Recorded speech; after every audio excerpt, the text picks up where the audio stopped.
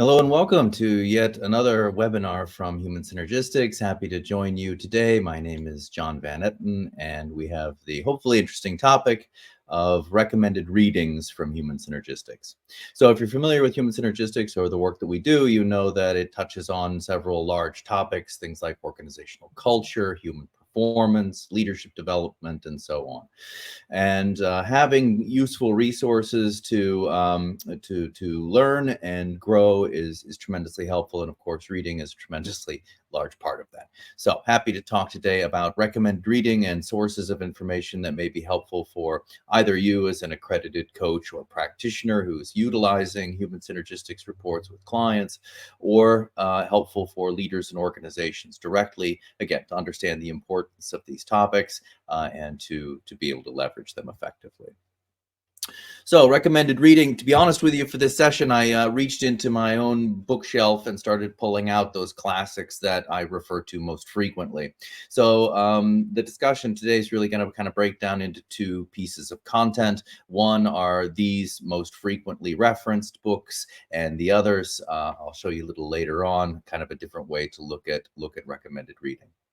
In any case, here again, we have the classics in the upper left, Why Culture and Leadership Matter, a very useful research-based reference that helps to understand how the instruments and models that HS has developed influence and how they measure the influence of culture on performance and well-being, as well as team development and performance and individuals. So if we want to understand really what these instruments are measuring and how they function, that text is very, very helpful. The next is Winning with Transglobal Leadership, a book co-authored by Dr. Cook, our CEO, looking at values across the world and how leaders can best and most effectively lead international teams in those diverse global roles. So Winning with Transglobal Leadership is a very, very helpful book, especially if you're using LSI or Leadership Impact. That book is very, very helpful. The next two books are really case study references. This is In Great Company and Creating Constructive Cultures. Both of these books are looking at actual case studies of organizations who've used human synergistics tools for culture development. In the case of those two books specifically, how those journeys were created, what steps took place, benefits, and so on. So if you really want to see how these tools are used in real organizations, in best practice to create real positive and sustainable change, those books are very helpful. The next set of books that also reference directly human synergistics tools and are very, very helpful to introduce these topics and concepts. The Art of Scars is a book about organizational culture and how that changes as a function of sort of social and group learning via the organization's experiences. Fantastic book, references human synergistic circumflex and models directly. So it's a great way to understand what is culture and how that, of course, connects to our concepts. Similar with the next book, one of my very favorites in terms of organizational culture is Unfear. Again, if you're familiar with human synergistics models and the sort of satisfaction versus security orientation built within them, Unfear speaks really directly to that model and is a fantastic way to conceptualize not only culture, but really very similarly how human synergistics conceptualizes culture in organizations. The next is Law Firm Culture, a text on law firm cultures, specific, a good example of a book that's looking at a specific industry, how culture plays out within that industry, and affects employee and organizational performance. So if anyone out there is within a law firm, you may not be entirely surprised to know that we have a book specifically on the topic of those organizations. Probably won't be a big surprise to you, but if anyone is looking for that sort of topic, how does culture play out in that sort of organization and industry, and how can we develop that kind of culture for high performance? Very helpful book. The last one on this slide is Leadership Transformed by Dr. Peter Fuda, one of the most frequent books that I recommend, especially for leadership development and the use of LSI, LWS, or either of the impact tools. Very, very helpful book. And actually, this is also helpful for culture development. The analogies that Dr. Fuda has developed are very, very helpful to explain these concepts to leadership teams and uh, understand action steps that need to take place and how change really actually happens in organizations successfully. So very, very useful book. Then we have a few non-English references. So these books currently are not available in English, but given, of course, where we are, we would like to give a few additional references. So Hierarchiefrei ist besser from Peter Wiss. Fantastic book, very helpful for leadership development. Again, German language only, and again, connects and references to human synergistics models. Very, very helpful. As does the next book, also available only in German. This is Personnel Management by or within mergers and acquisition cases. So merger and acquisitions are some of my favorite ways to use human synergistics tools, especially the of course, culture level instruments. This book also refers directly to our tools and shows how they're used in practice, and is a great reference if German language is something that we can facilitate in the organization. The next two books are Romanian language. They're coming from Human Synergistics Office and Ileana Stan of that office. It wrote both of these texts, quite fantastic, and I'm happy to hear that they will be translated into English. So hopefully I'll be able to follow up with you and let you know when those are available in the English language. The next three books are sort of foundational texts I refer to quite frequently. The Games People Play refers to motivations and individual behavior, and also team dynamics and so on. It's really a book that HS has referenced for decades, and I think influenced and informed some of our early models early on. So in any case, fantastic text. The next two, Firms of Endearment and Conscious Business, are sort of classic organizational reference books relating to culture and organizational development and performance, and connect directly and very cleanly to, again, human synergistics models and concepts. So very strongly recommended. All right, the next are books that I've been introduced to by clients. And again, people really seem to appreciate these. Change Anything, the first book on the left, is something that's really helpful for, I think, leadership teams and organizations, and for people to kind of reflect really at any level, individual, team, or organizational, on the fact that we can change our circumstances, we can change our situations if we sort of put our minds to it, put our efforts to it, create a plan, and great example of how that's done. Time to Think is another book, reminds me of one I haven't included here, which is Thinking Fast versus Slow. But in any case, a really nice book looking at sort of the psychological effects of culture and team dynamics on individuals, and how if we want to perform at our best, solve problems most effectively, we need time to allow proper and effective sort of functioning and thought processes to play out. So anyway, Time to Think is a very, very helpful book to think about how we approach our work in organizations, and how, again, culture and behavior shapes that. The last book on this slide, Multipliers, I think has been referenced earlier. I believe our office in Australia also did at least a podcast on the topic of recommended reading. Or encourage you to have a look at that one as well. But Multipliers appears there. Book does not reference human synergistics directly, but it is tremendously sort of parallel to what we do, and certainly the concepts that we hold to. So great book for understanding effective leadership and organizational culture. All right. Next three we're getting close to the end of sort of my short list here. Building the Culture Advantage. This is a book I often recommend to organizations who are beginning that culture journey, helping them to sort of map out what are the steps involved, what do we need to make sure we do, what are the roles of different people in the organization, and so on. So if we're building that culture development journey, this is a very helpful text. The one in the middle was recommended to me by a client, and I've recommended it to several others with good reviews. This is An Everyone Culture. Really gets to the topic of things like inclusion, diversity and inclusion, participation, discretionary effort, but how culture really influences the ability of your people to contribute and to contribute at their best, and how we really want to obviously get the best out of our people, and not just a few of them, but all of them. So how we want to create a culture where everyone can grow and thrive, and be a high performer. So I think that's a fantastic text, again, that connects directly to our models and concepts, especially constructive interpersonal patterns.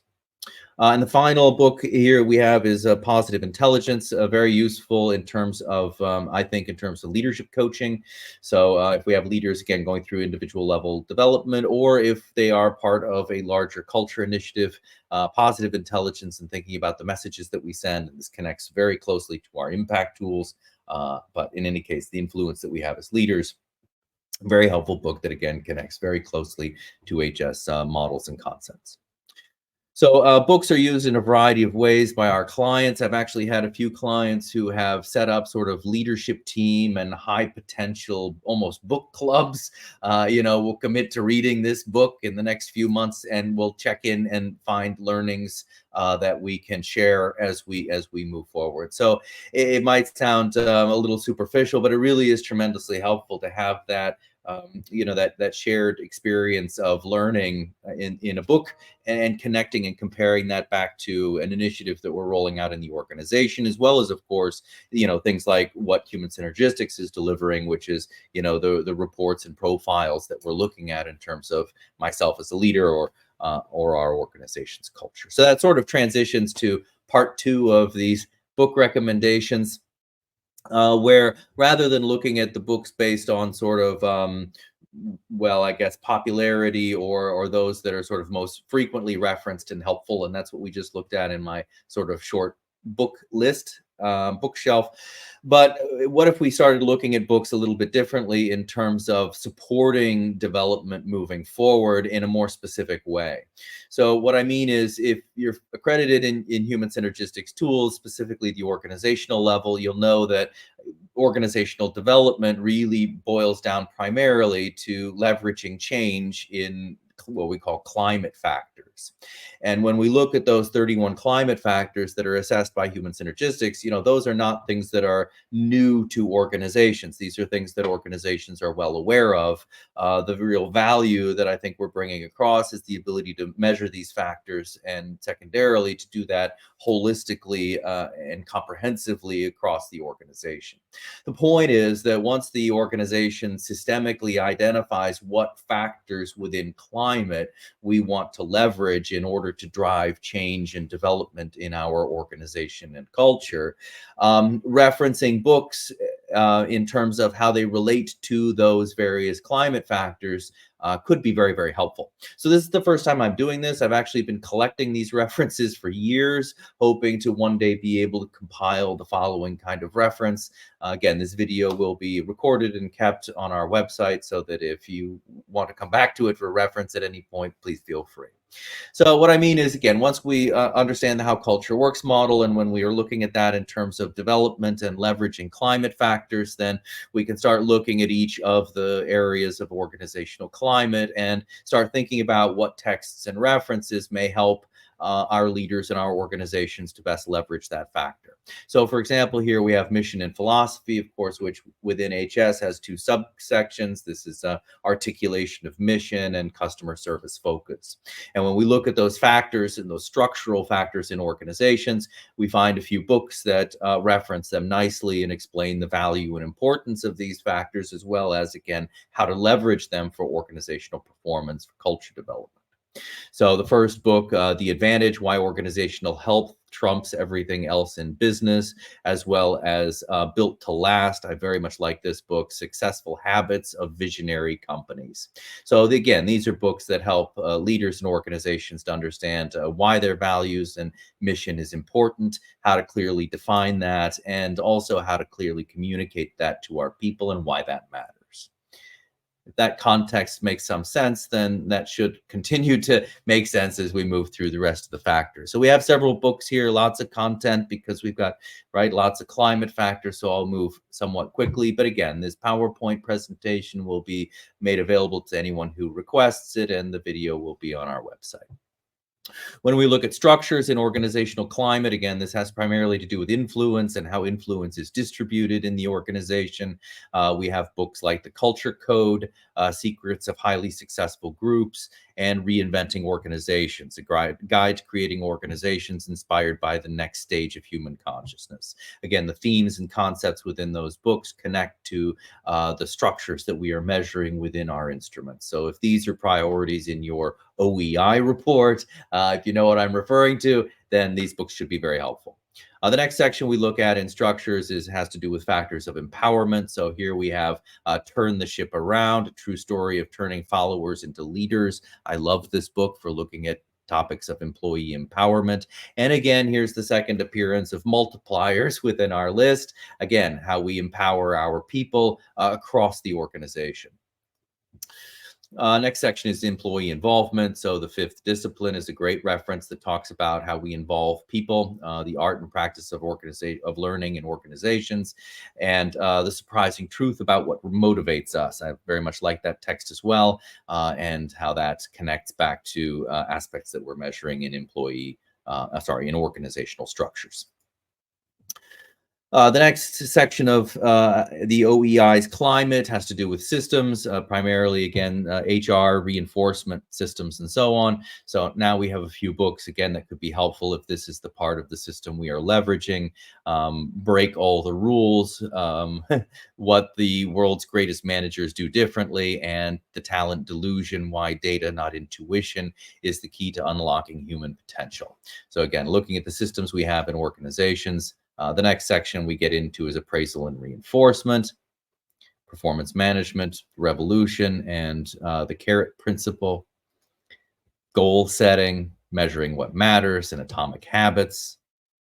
And then we move into aspects of technology and job design. So now we're looking at aspects of autonomy within jobs and roles. So now we have, again, two references: Drive, the surprising truth about what motivates us. Apologies, I think this one is also referenced twice. And Freedom Inc. Free your employees to let them lead your business toward higher productivity, profits, and growth. Wonderful book.